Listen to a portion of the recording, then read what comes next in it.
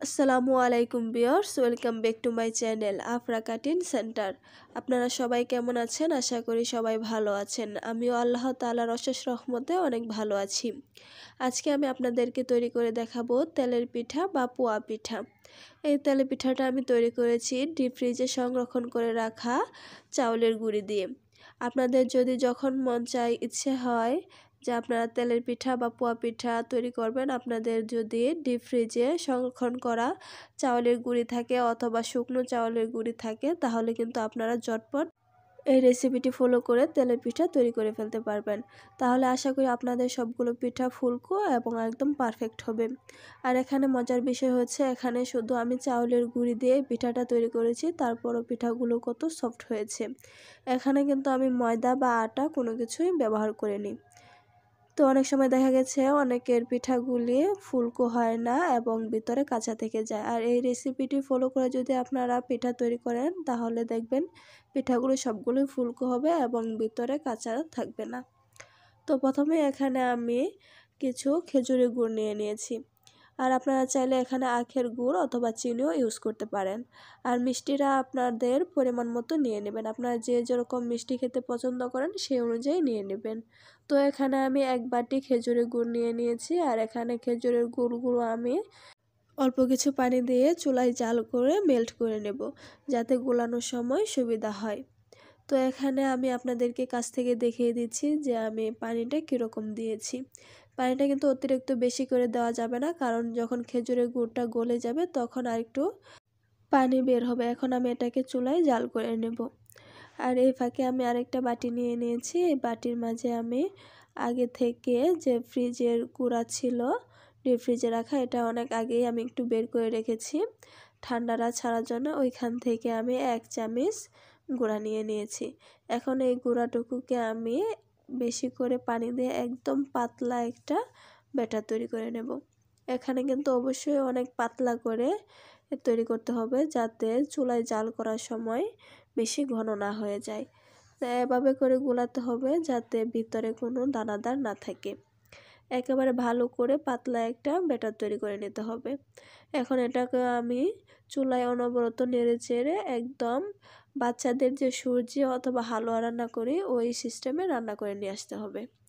আর এদিকে দেখতেই পাচ্ছেন যে আমার গুঁড়াটা কিন্তু একদম ঝরঝরে হয়ে গেছে। অবশ্যই কিন্তু ডিপ ফ্রিজে গুঁড়া দিয়ে যদি আপনারা পিঠা তৈরি করেন, তাহলে গুঁড়াটাকে 2 থেকে 3 ঘন্টা আগে বের করে রাখবেন, যাতে গুঁড়ার ঠান্ডা ভাবটা চলে যায়। আর আপনাদের কাছে যদি এত সময় না থাকে, তাহলে একটু আগ থেকে বের করে একটু ফ্যানের বাতাসে ছড়িয়ে দেবেন, নয়তো একটু রোদে দিয়ে গুঁড়াটাকে অবশ্যই কিন্তু ঝরঝরে করে নিতে হবে, যাতে করে গুঁড়াটা রুম টেম্পারেচারে থাকে। আরেকদিকে দেখতেই পাচ্ছেন যে আমি পাতলা করে একটা ব্যাটার তৈরি করেছিলাম। এই ব্যাটারটা আমার রান্না করা হয়ে গেছে। রান্না করার পরে এর থিকনেসটা এরকম হয়েছে। আর এটা কিন্তু বেশি ঠান্ডা করা যাবে না, একদম যাতে আঙ্গুলটা চুবিয়ে রাখা যায় এরকম করতে হবে। আর এদিক দিয়ে গুড়ের শিরাটাও আমার করা হয়ে গেছে। এটাও বেশি ঠান্ডা করা যাবে না, যাতে হালকা কুসুম গরম বলি যে আমরা, ওরকম থাকতে হবে, যাতে করে আঙ্গুলটা চুবিয়ে রাখা যায়। আর ওই সুজিটা রান্না করার কারণে কিন্তু আমাদের পিঠাটা অনেক সফট হবে এবং পিঠাটা ফুলকো করতে অনেক সাহায্য করবে। তো এখানে আমি অল্প অল্প করে যে গুড়ের শিরাটা করেছিলাম ওইটা অল্প অল্প করে দিয়ে আমি হাত দিয়ে ভালোভাবে মেখে পিঠার ব্যাটারটা তৈরি করে নেব। আর এই কাজটা আপনারা একটু হাত দিয়ে করার চেষ্টা করবেন, তাহলে দেখবেন পিঠাগুলো অনেক সুন্দর হবে, ফুলকো হবে এবং ভিতরে কাঁচাও থাকবে না। আর এমনভাবে পিঠার ব্যাটারটা তৈরি করতে হবে যাতে ভিতরে কোনো দানাদার না থাকে। একদম সফট মসৃণ একটা ব্যাটার তৈরি করতে হবে। আর এখানে আমি গুড়ের শিরা অল্প অল্প করে দিচ্ছি আর ভালোভাবে মাখিয়ে নিচ্ছি। আর এই কাজটা যদি আপনারা একটু ধৈর্য সহকারে করেন, তাহলে দেখবেন আপনার পিঠাগুলো একদম পারফেক্ট হবে। তো একটু ধৈর্য সহকারে করার চেষ্টা করবেন, তাহলে দেখবেন পিঠাগুলো অনেক সফট হবে। তো এই তো আমার গুলানো প্রায় শেষের দিকে। আমি পাতিলটা ধুয়ে আর একটু পানি দিয়ে দিয়েছি। আর আপনারা আপনাদের ব্যাটারের ঘনত্ব অনুযায়ী আপনারা পানি ইউজ করবেন। আর মিষ্টিটা আপনারা যতটুকু পছন্দ করেন সেই অনুযায়ী দিয়ে দিবেন। আর এখানে কিন্তু আমি বলেছি আপনারা চিনি অথবা গুড় দুটোই ইউজ করতে পারবেন। অল্প চিনি বা অল্প গুড় এভাবেও এই পিঠাটা তৈরি করতে পারবেন।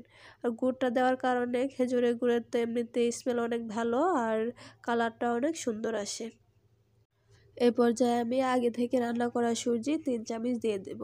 আর এখানে কিন্তু মাপ যুগের কোনো কাজ নেই, আপনারা আপনাদের চোখের আন্দাজ মতো দিয়ে দেবেন, তাহলেই হবে। মিষ্টিটা তো মিষ্টি আপনারা যতটুকু পছন্দ করেন সে অনুযায়ী দেবেন, আর লবণটা আপনারা আপনাদের স্বাদ অনুযায়ী দেবেন, তাহলেই হবে। আর আপনারা যদি চান তাহলে এই পর্যায়ে কিছু নারকেল কোরানো আর কালো জিরাও ইউজ করতে পারেন, তাহলে খেতে আরও বেশি মজা লাগবে। তো এই তো ব্যাটারের ঘনত্বটা আপনারা একটু লক্ষ্য করুন, তাহলেই বুঝতে পারবেন যে আমার ব্যাটারের ঘনত্বটা কীরকম হয়েছে। ব্যাটারটা যদি বেশি ঘন হয়ে যায় তাহলে পিঠাগুলো ভিতরে কাঁচা থেকে যাওয়ার সম্ভাবনা থাকে, তাই আপনাদের দেখে বুঝে নিতে হবে যে ব্যাটারের ঘনত্বটা কীরকম হয়েছে। এই ডোটাকে আমি রেস্টে রাখিনি, এখন চলে যাব চুলায়। চুলায় আমি একটা কড়াই বসিয়ে দিয়ে তার মাঝে হালকা একটু লবণ ভেজে নিচ্ছি, যাতে করে পিঠাগুলো নিচে না লেগে যায়। আপনারা কিন্তু এই টেকনিকটা ফলো করতে পারেন, তাহলে দেখবেন যে কোনো পিঠা বা মাছ টাছ ভাজার আগে নিচে লেগে যাবে না। তো এই তো এখন আমি পরিমাণ মতো এখানে তেল দিয়ে দিব। তেলটাকে আমি এখন গরম করে নেব। এখন আমি হাই হিটে দিয়ে তেলটাকে গরম করে নিয়েছি, তারপরে আমি চুলার আঁচটাকে মিডিয়ামে রাখবো। এখন প্রথমে আমি অল্প কিছুটা পরিমাণে ব্যাটার দিয়ে দেখে নিচ্ছি যে তেলটা আমার গরম হয়েছে কিনা। তো তেলটা আমার আরেকটু গরম হবে, তারপরে আমি এখানে একে একে পিঠার ব্যাটারটা দিয়ে পিঠাগুলো তৈরি করে নেব। এই তো দেখতে পাচ্ছেন প্রথমে যে আমি কিছুটা পরিমাণে ব্যাটার দিয়েছিলাম, এই ব্যাটারটুকু কিন্তু নিচে লেগে যায় নাই, সুন্দরভাবে উপরে ভেসে উঠেছে। এখন এইটুকুকে আমি উঠিয়ে কিছুটা পরিমাণে এখানে ব্যাটার দিয়ে দিয়েছি। আপনারা যদি পিঠাগুলো সব এক সমানভাবে তৈরি করতে চান তাহলে সুন্দর একটা গোল চামিচ নিতে পারেন, অথবা মগ বা গ্লাস ছোট বাচ্চাদের ওইগুলো নিয়ে আপনারা একই মাপে ব্যাটারগুলো দিয়ে দিতে পারেন, তাহলে দেখবেন যে পিঠাগুলো সব এক সমান হবে। তো এই তো এভাবে করে আমি সবগুলো পিঠাই তৈরি করে নেব। দেখেন পিঠাটা কিন্তু আমার প্রথমে দেওয়াতে মাশাআল্লাহ অনেক ফুলে উঠেছে। আর আপনারা চাইলে কিন্তু এভাবে যখন মন চায় ডিপ ফ্রিজের গুঁড়া দিয়ে তৈরি করে নিতে পারেন ফুলকো ফুলকো তেলের পিঠা বা পোয়া পিঠা। আর আমার ভিডিওটির এ পর্যন্ত যারা যারা এসেছেন, ভিডিওটি ভালো লাগলে ভিডিওতে একটা লাইক দিয়ে চ্যানেলটিকে সাবস্ক্রাইব করে পাশে থাকা বেল বাটনটি অন করে রাখবেন, পরবর্তী আরও নিত্য নতুন ভিডিও সবার আগে পেতে। তা না হলে কিন্তু পরবর্তী ভিডিওগুলো আপনারা মিস করে যাবেন। তো এই তো পিঠাটা আমি উল্টে পাল্টে ভেজে তারপর উঠিয়ে নিয়েছি। আর ভিডিও সম্পর্কে যদি আপনাদের কিছু জানার থাকে তাহলে অবশ্যই কিন্তু কমেন্ট করে জানাতে পারেন, আমি কমেন্টে রিপ্লাই দিয়ে দিব। আপনারা যদি কমেন্ট করেন তাহলে এই কমেন্টগুলো পড়তে আমার অনেক বেশি ভালো লাগে। আর আপনারা কোন জায়গা থেকে ভিডিওটি দেখছেন কমেন্ট করে জানাতে কিন্তু ভুলবেন না। তো এই তো আমি একে একে এভাবে করে ব্যাটার দিয়ে পিঠাগুলো সব তৈরি করে নেব। দেখতেই পাচ্ছেন পিঠাগুলো আমার কি সুন্দরভাবে ফুলে উঠেছে।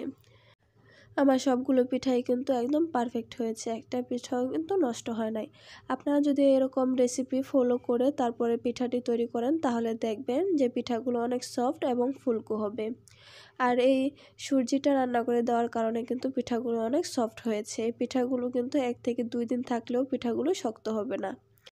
আর এখন যেহেতু শীতের সিজন, আমরা সবাই কিন্তু কম বেশ পিঠা তৈরি করে থাকি। আর আপনারা যদি পিঠা তৈরি করেন তাহলে অবশ্যই কিন্তু আমার রেসিপিটি ফলো করে পিঠা তৈরি করে দেখতে পারেন, আশা করি অনেক উপকৃত হবেন, হতাশ হবেন না। আর ভিডিওটি যদি বেশি ভালো লাগে তাহলে অবশ্যই বন্ধুদের সাথে শেয়ার করতে পারেন। আর আমার চ্যানেলে যে কোনো রেসিপি বলেন, কাটিং বা সেলাই ভিডিও সবগুলো কিন্তু আমি খুব সহজভাবে দেখানোর চেষ্টা করি, যাতে যারা নতুন কাজ করতে চাচ্ছেন বা নতুন রাঁধুনি আছেন তাদের যাতে অনেক হেল্প হয় তার জন্যে। তো আমি কিন্তু খুব অল্প উপকরণ দিয়ে এই তেলের পিঠা বা পোয়া পিঠার রেসিপিটি তৈরি করে দেখিয়েছি, আশা করি আপনাদের অনেক ভালো লাগবে। তো এই তো একে একে করে আমি সবগুলো পিঠাই তৈরি করে নেব। পিঠাগুলো শেষ হয়ে গেলে আমি পিঠাগুলো আপনাদেরকে দেখিয়ে দিচ্ছি যে পিঠাগুলো আমার কীরকম হয়েছে। তো এই তো আমার পিঠাগুলো সব বানানো হয়ে গেছে, দেখতেই পাচ্ছেন যে পিঠার কালারটা কত সুন্দর হয়েছে, দেখতেই কত লোভনীয় লাগছে। এভাবে করে আমি সবগুলো পিঠা তৈরি করে নিয়েছি। পিঠার ভিতরে কিন্তু একদম কোনো কাঁচা ভাব নেই এবং পিঠাগুলো সব ফুলকো ফুলকো হয়েছে। তো পিঠাগুলোর আমি আপনাদেরকে একটু ভেঙে ভিতরটা দেখিয়ে দিচ্ছি যে পিঠার ভিতরে কিন্তু কোনো কাঁচা নেই, একদম পিঠাগুলো ফুলকো ফুলকো হয়েছে আর একদম সফট। পিঠাটা ভাঙলে আপনারা বুঝতে পারবেন যে পিঠাটা কত সফট হয়েছে এবং ভিতরে যে কাঁচা ভাব নেই। তো আজকে এই পর্যন্তই। সবাই ভালো থাকবেন, সুস্থ থাকবেন আর পরবর্তী ভিডিও দেখার জন্য আমন্ত্রণ রইল। আল্লাহ হাফেজ।